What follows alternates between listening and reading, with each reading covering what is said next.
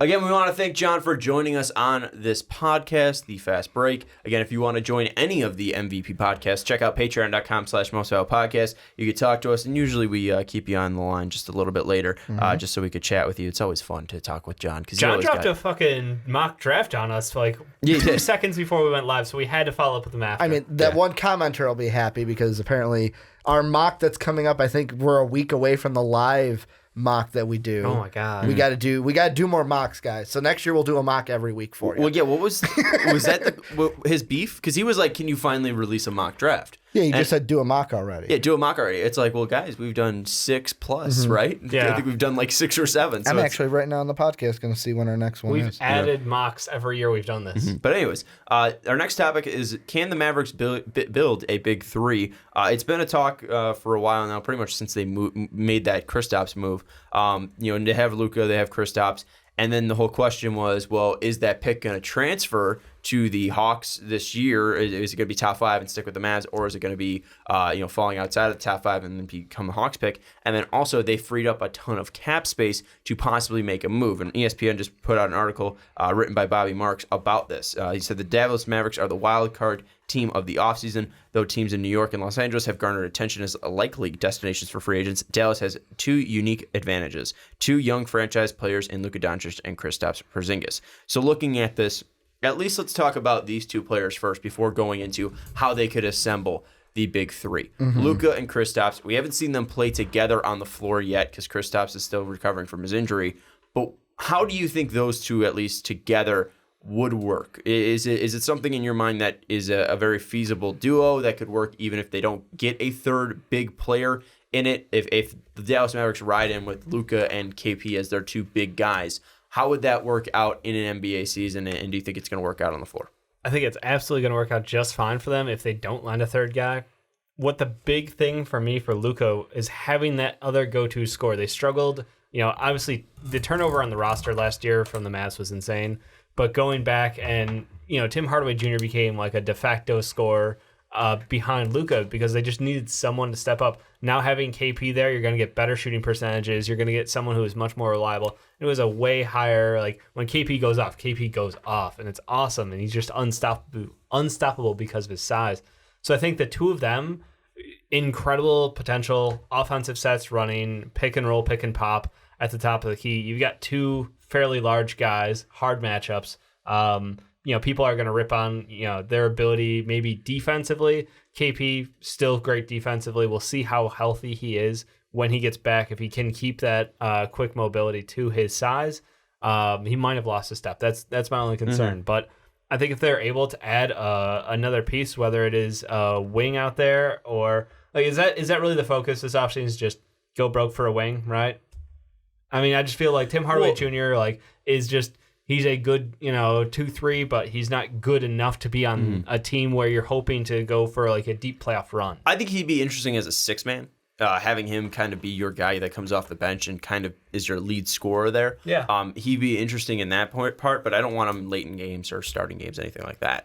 I think it'd be interesting. And with the money, I mean, they could go after pretty much a big range of people. They can go after Chris Mid. They can go after KD possibly as well. They're going to have $38 million after the Harrison Barnes trade that freed up $25 million. And a big part of it is Luka. Luka's only going to be making 8.6 on an average over the next 3 years. What a steal. I know, right? And you should draft the number more. 3 pick in the draft. How are those number 1 and 2 teams feeling right now? Yeah, pretty insane. And then also next season, they're going to project to have $45 million. And then with only Doncic, Porzingis, and Brunson under contract the following season, Dallas projects to have $74 million in the 2021 summer. And Ricky, that's where you brought in last segment about Giannis is going to be there. Dame's going to be there possibly if he doesn't sign his Supermax, but she just did. So this is, I think, out of date. Yeah, he's off this list. LeBron could be available. Blake could be available. Paul George could be available. CJ could be available. Beal could be available. Literally Gobert. Everyone. Depot could be available. That's the list. I was going to What year? What year did you just list off? 2021. Okay. And then that was the Giannis year that you were bringing up. So I mean, if they're patient, they could go after one of those guys. So do you think, at least, let's change the question because now it's not really this year, but the possibilities start now. When do you think they add, or at least are real big players to add that next star? 2021. You don't think in the next 2 years because you have 38 and 45 in the next 2 years? The reason why is because I was looking, and the reason why I asked you which one you were reading off was I was looking at 2021, thought that was the one you were reading off, just wanted to make sure. For me, next year, the only free agent, like, and this depends on how things play out, but, like, if you look at 2020, Kyle Lowry, I don't want to add him. I know Kyle Lowry's been doing good things with the Raptors, although he's been hot and cold in some games. He's going to be like 45 years old. Don't want him.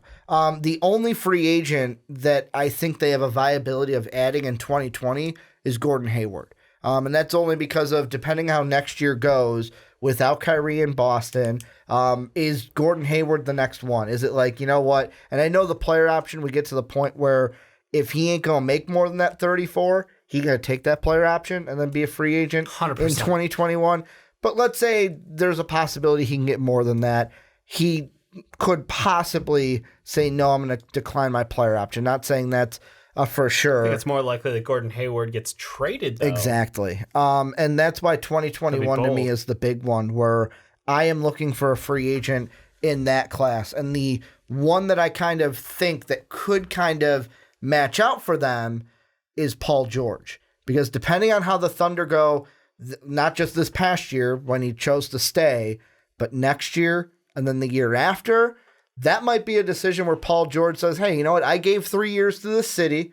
I don't have to feel bad that I bailed on OKC. We're not going to win anything here. Dallas looks really intriguing.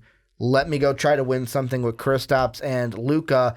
Because for me, the biggest thing in all of this, the most important player in all of this, is Kristaps Porzingis. Like Luka, although I was low on him when we did the draft process, I have no doubts that Luka Doncic is going to be stellar for this Mavs team. Like, I know he is going to be the guy.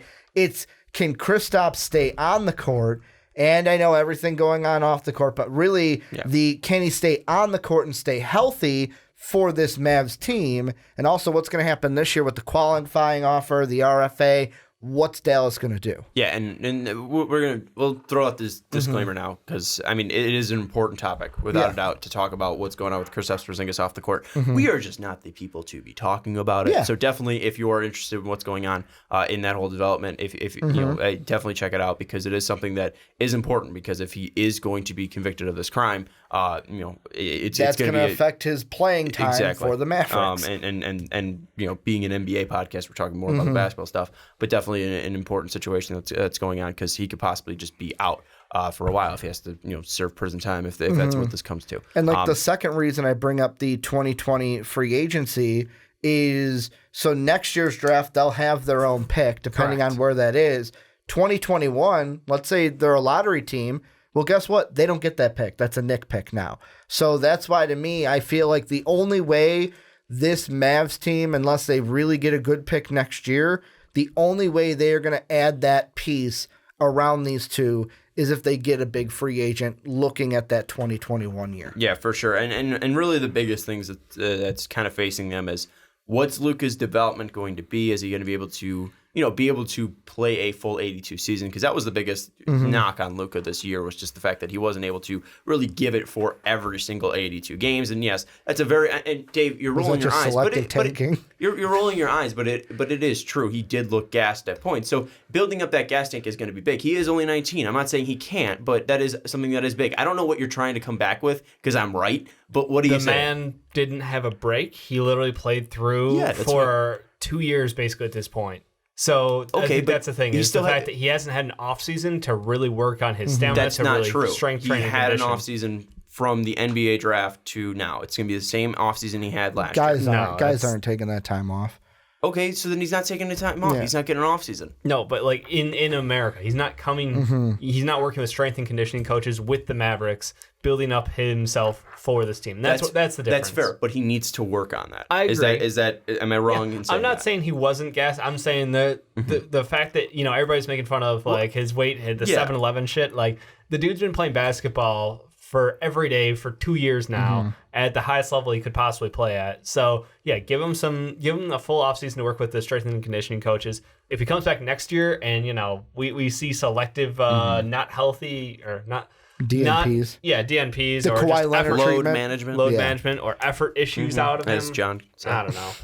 I'm just saying, like that's the biggest thing that's standing in his way from being, a top 10 player is just being able to, build up that gas tank. And whether it's not because he's got a 7-Eleven body or because he didn't get a break, that's something he needs to work on. It's just building up that gas tank. So that's really the biggest thing that he needs to do in development. And then the next thing is just going to be Kristaps and his contract. He's going to be an RFA, so they can extend a $4.5 million offer this year to him, at least tendering him. They can obviously work on a deal outside of that. And if anything is thrown out there to from him from a different team, they can obviously match. And most likely will. But the biggest thing for them is then going to that next contract. If they're just able to tender him and he accepts and they go into next season and he plays under the tender to then try to get UFA, he then then they could talk about the max in the next year. And they're obviously going to have to work with that.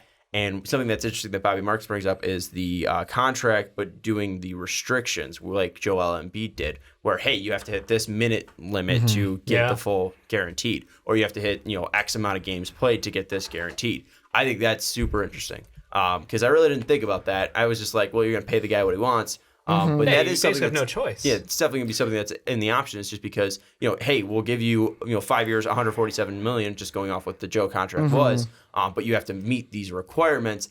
I think that would be something that's interesting because they kind of save their ass, but also if it works out, you're getting a healthy Kristaps Porzingis. See, the only thing I don't like about that in this is kind of like, and this was after we got done with the topic. This was kind of before John, hey, have a good one. And we were talking to him afterwards. He brought up that load management. Well, if you're going to do that with either Kristaps or Luka, and you're going to put that into a contract, let's say it's Kristaps, and you're going to put that in, you then you're losing your control to say, hey, we're going to manage your load. Because if I'm Kristaps, I'm going to sit there and go, hey, you know what? I'm playing to get this money. Like, I'm not going to lose this money because you want me to rest for the playoffs. You want to manage my load. Yeah, got to manage that load, baby. Manage that load. Ew, you just took it worse. Yeah, because you told me to. No, you pretty much asked for it. Once you start poking the bear, you know what's going to happen, Sean. No, I think obviously they're gonna make the goals obtainable because they're not gonna want him to gas himself and risk himself for injuries. Right. But like, hey, if you get injured, you're not able to play 60 games. Well, then we want our money back. You have to look at his history, and that's the thing is, he, like Joe, has been injured, almost every year in the NBA. So I would like to see some sort of restrictions put in place, but at the same time, once you start landing those restrictions in the contract framework, other teams can come and be like, look, we're just going to give you the money. Yeah. And he doesn't have the loyalty to the Mavericks like Joel Embiid had to the Sixers. So I think that's a tricky game, and you have to be very careful about the way that works because you don't want to, push him out of town because you're saying you don't believe in him being healthy long enough. It's a negotiation. I agree. I just think it's something that, like, hey, if this is something that's completely off the table, then we're not going to go after it. But this is something that we think would be beneficial to both parties. Let's go after it. And we don't know what rapport he's built up so far with the Dallas Mavericks franchise. But let's say, everything goes right with them. Kristaps hits, signs a contract. He's there for, 4 years, whatever. Luka's obviously, just becoming a better player, adding more to his game, becoming a more intact defender, adding more to that gas tank. What is the ideal player to put next to those players? You obviously have a dynamic scorer in Luka Doncic and just a dynamic, just offensive weapon in Luka Doncic, and you have the unicorn in Kristaps Porzingis. What is the key piece next to them? Mark Cuban's going full Euro. Like, you're going after Goran Dragic, you're going after Bojan Bogdanovic, you're going after Nikola Vucevic. Give me all of them. All the bitches. You're saying this year? Yeah, I think this year. Like, if you can land one of those guys, and I get it. Goran Dragic, older, coming off of an injury, so he's probably not going to get a ton of money, which is why I think he does have a player option for $17 million. That's why I'm like, I don't know if $19 million, I think, this year. He's going to take it. He's probably going to take that because at 33, that's a good deal for him. Yeah. But at the same time, if you convince him to play with his buddies, and not play on the Miami Heat, go full Euro. But do you ever go full Euro, Dave? Bojan or Nikola are the two guys I would look at. Bojan had incredible success being the... I guess he's the guy who stood up. Yeah. He stood up when the Pacers needed someone. Obviously, Tyreek choked under pressure. We saw Myles Turner defensively good. Did a lot more than just choking under pressure. He was doing a lot of drugs. He got suspended for 2 years. He's also doing that. But you saw like Sabonis and Turner knocking down in the low post, but at the same time, Bojan was the one really doing a lot of the heavy carrying. We saw him under heavier usage, put up over 20, I think 24 a night, like a couple of boards, a couple of assists. Like he is a great defensive wing on top of that. So I think adding him into the mix would be excellent. That would round that team out so well. And Vucevic, on the other hand, like he's a do-it-all center, and that's not bad to have. I don't know that how much value I have on that, but because of their lack of depth at center, potentially, and lack of healthiness as big men, I think that one might have more value. Mm-hmm. Why do you think they need to make the play right away, though? I think that I don't think any of these guys are max contract worthy. They're role players. I think they're better than role players. They're better than role players. No, they're like Vucevic had a fantastic when I say year. that He's is an all-star. Let me say it this way: you're not adding your superstar or your star piece this year to me. You're adding those guys that are going to work with Luka, Kristaps, and that third player. I might do like in. a 2-year deal for like $20 million. You know, I think Vucevic 2 years, $20 million, somewhere around that range. That way you get him for the couple of years, and then you're still available for that window where you're really attracted at the 2021, right? Yeah. So I think that might be my strategy is kind of pay it forward, do the short-term, higher salary contract because you do have that flexibility now.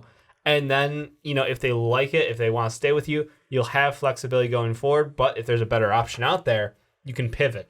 So I think you go, you know, JJ Reddick style where they just, you know, opened up the bank for him for a couple of years. And now we have the decision moment. And it's like, well, this offseason we'll see if they did, you know, their goodwill's there and JJ wants to return for a lesser deal or if he's going to be a highly paid mercenary because he's worth it.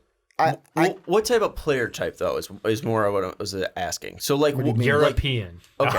All right. I'm going full. I mean, Giannis is Euro, technically Dave. European. Say it again. Full Euro. Full Euro. Giannis is European. Like, that's, I mean, it seems like Mark Cuban's thing, right? If I know anything about geography, which I really don't, Greece. I'm pretty sure I thought Greece... you say Giannis there. Yeah, I'm pretty sure Greece is a European country. Yeah. I don't think the Grecian people are just Grecian people. I think they're also Europeans. Yeah, I'd say that. And it goes back to the conversation I know we had in the opening of the show of like, I know a lot of things have to play out, but do you guys see, could you look in your crystal ball and see a possibility of Giannis not being a Milwaukee Buck for the rest of his career? Last time we said that out loud, we made a lot of people in Milwaukee. I think that, you know, it's a possibility, but saying it's a possibility is yeah, exactly. I mean, it's a low possibility. I don't see it happening, and we're so far away. And right now, everything's going right in Milwaukee. Now, what if something goes wrong? If Chris takes a deal out? You know, for whatever reason, Brogdon gets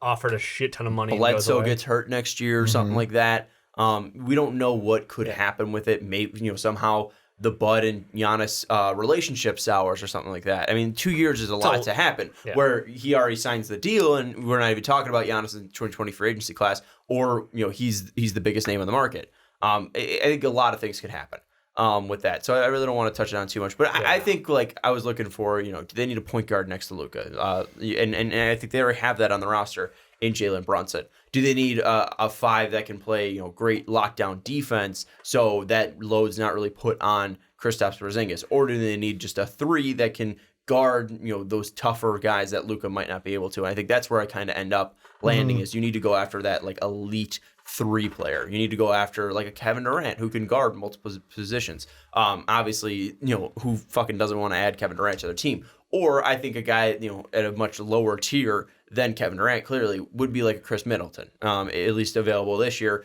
Great shooter from the outside, great defender, versatile, can play multiple positions. I think he'd be a very interesting piece on the Mavericks. But then again, do I want to spend all that money early and not possibly take a shot at like a CJ McCollum or, you know, a Bradley Beal? I would love to see Bradley Beal on that team. God. It'd be nasty. So that's kind of what I'd weigh on it. Like, you know, how patient can you be with this? And I think you can be fairly patient because you want to see what you have from Kristaps. You want to see what Luka can do. And maybe you can kind of see more when they're playing together what holes are really more apparent on this. So if I'm the Mavericks trying to build this big three, I'm not going after it this year.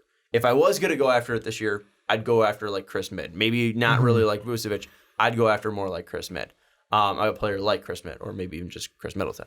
But outside of that, I would probably say in the grand scheme of things, give it at least a year, see what 2020 brings and 2021 brings. Another thing that's going to be interesting too is, so looking at the free agents, let's say, because we brought up 2021. Well, the thing about 2021, the one that actually sparks my mind is Bradley Beal.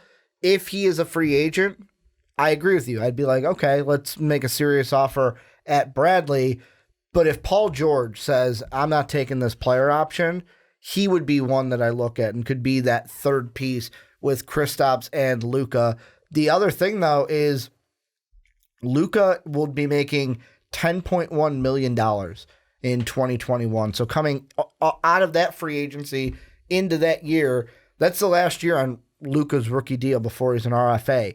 So it's like you've got that free. Like I feel like 2021 is the last time they could make that push because it matters what they do at Kristaps. Because in 2022, they're going to have to pay for Luka. Like there's no question. They're going to have to pay because some team is going to throw a contract out there just to throw a contract out there for the Mavericks, and it's Luka. So of course you're going to keep him if you're Dallas.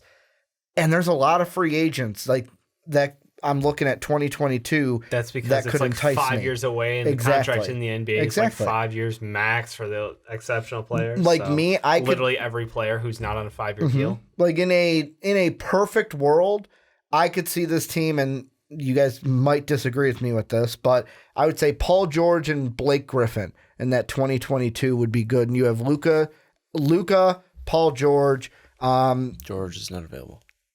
Paul George? Was not going He would be. If he Really? takes the option, he's available that year. Because the option is in 2021. If he takes the option, he's available in 2022. So if you add Paul George. Did he sign a 4-year deal or a 5-year deal? He is. I've got it up right now. He's got a 3-1. So okay. at 2021, if he does not take that player up, he's a I free was agent. misremembering his I'm guessing he'll take the opt because I don't think he's going to opt out early there. I think him Unless and they Russ. implode. Well, I don't know. If they implode and he keeps playing at this high level, he's going to opt out. I think him and Russ at this point come out the same year after their player ops. My ideal in that 2022, if they get there, is Luka, Paul George, Blake Griffin, Kristaps, and then you're just finding your shooting guard or your fifth starter on that team. Because I didn't list off a shooting guard. Oh, you're saying Blake or Paul George? I'm saying both. That's not happening. No. There's no way in hell. Well, and that's why I'm saying the Luka both of thing those guys is are gonna, max players, and Luka also will be coming up on Close. his Look, contract. Yeah. you've got to think about the situation. There's no way that cap space will work. They're along the same lines of where the Sixers were.